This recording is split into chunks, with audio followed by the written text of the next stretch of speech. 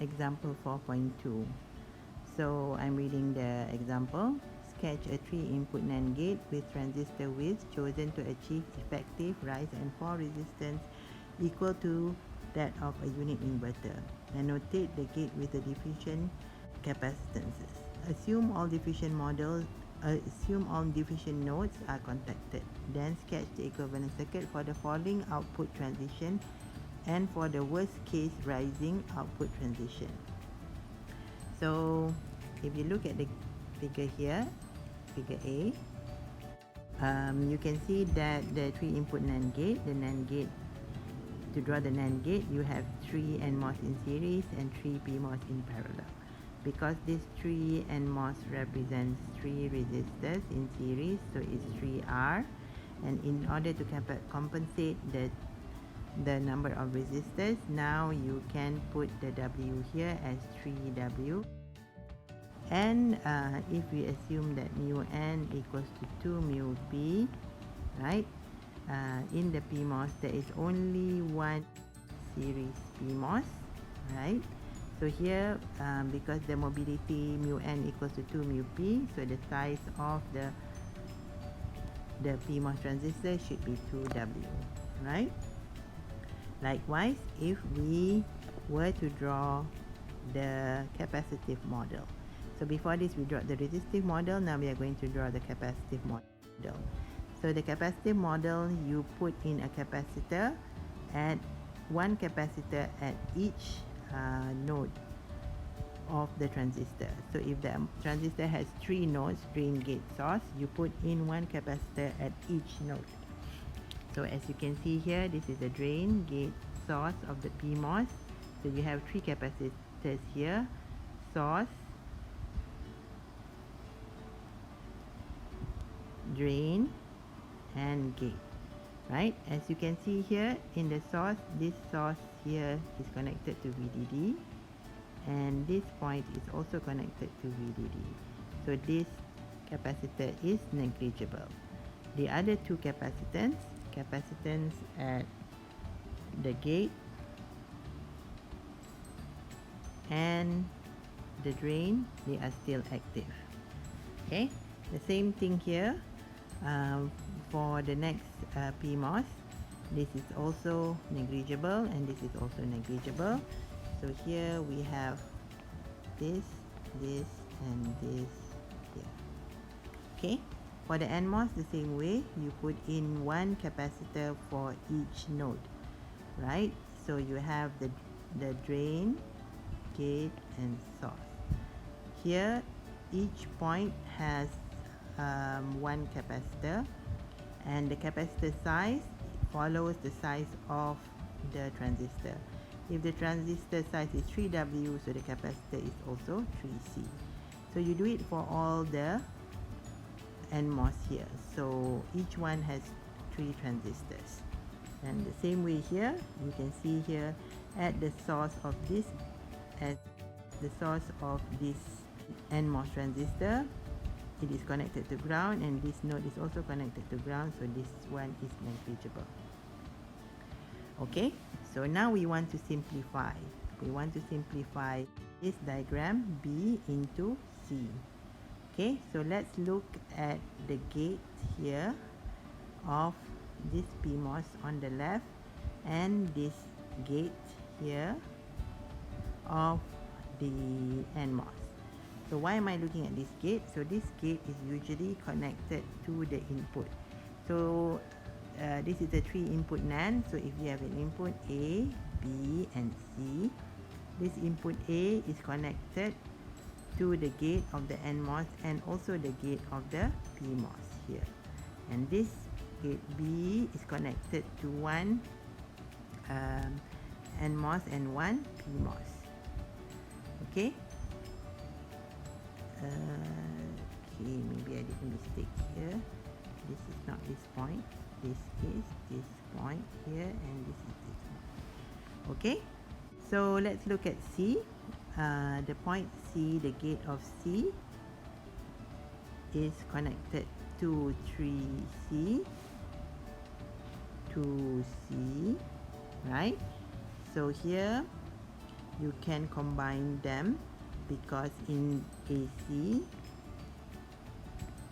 VDD equals to ground, so you can combine the node, this 3C capacitance and this 2C capacitance connected to the PMOS. They are both connected to the gate of C, so now you can combine them into 5C. So next, for the B, you can combine this 3C with this 2C. Okay, so this is this 5C, and the next one, at the input A, the gate of A, you can connect this 3C to this 2C, so you have this 5C. Okay, now we go to the drain. The drain of this point is connected here. This drain is connected to this 3C, 3, 4, 5, 6, 7, 8, 9. So this is this 9C. Okay, then the others are easy. This is this, and this one is here. Okay, so that is the simplified model.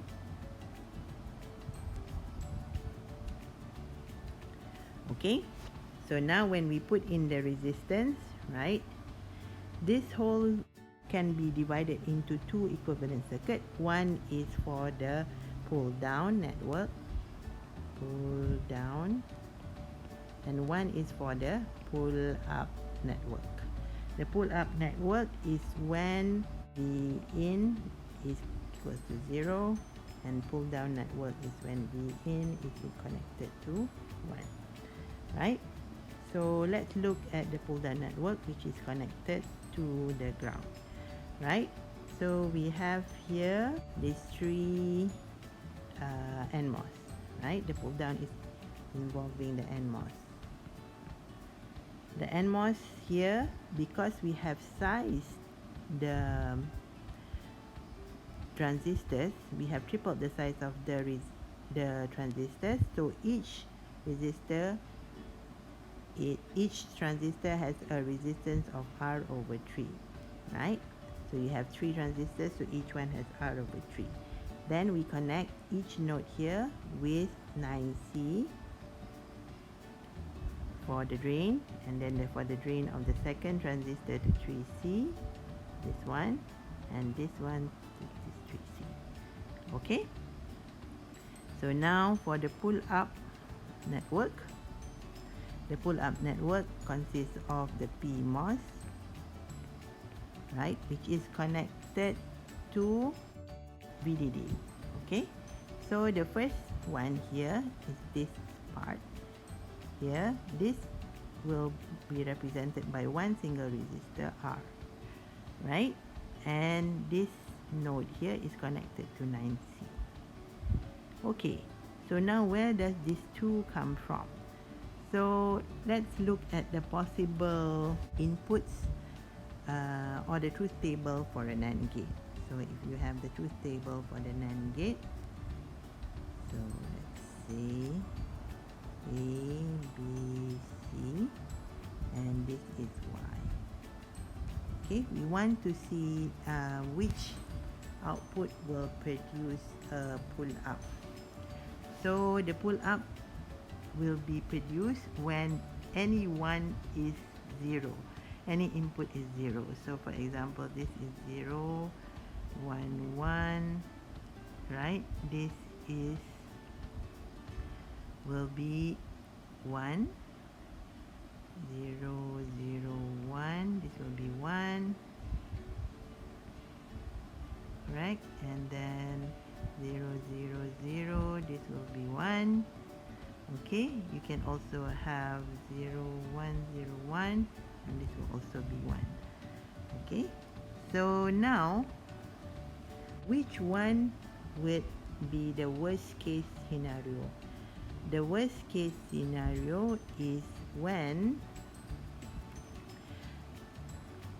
only one PMOS is turned on. So let's look at this situation. A is 0, so A is 0, so this is 1, and B and C are high. B and C are high.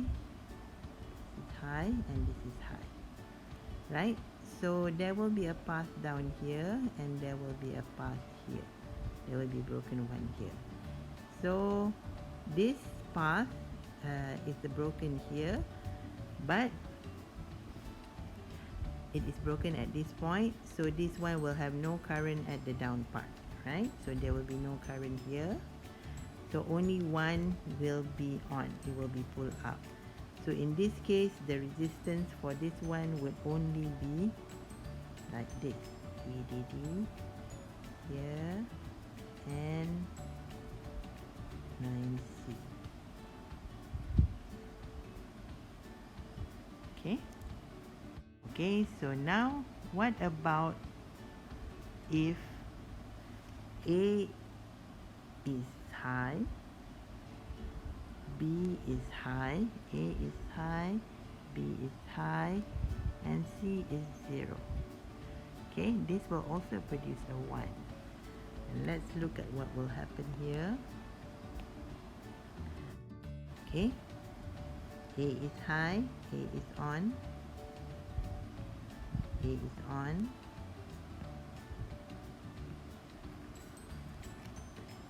B is on, and also C is on. So if we were to represent this one, it would be one resistor here, and then the 9C, this is Y, A is on, so there is a resistor here and connected to 3C, right? And another resistor is on here. Okay, so the resistance here is R for the PMOS, and for the NMOS we saw that each resistor is only R over 3. This is known as the worst case scenario because it has the most resistors on, right? So in this case, you do not need to put all circuits, only put one circuit.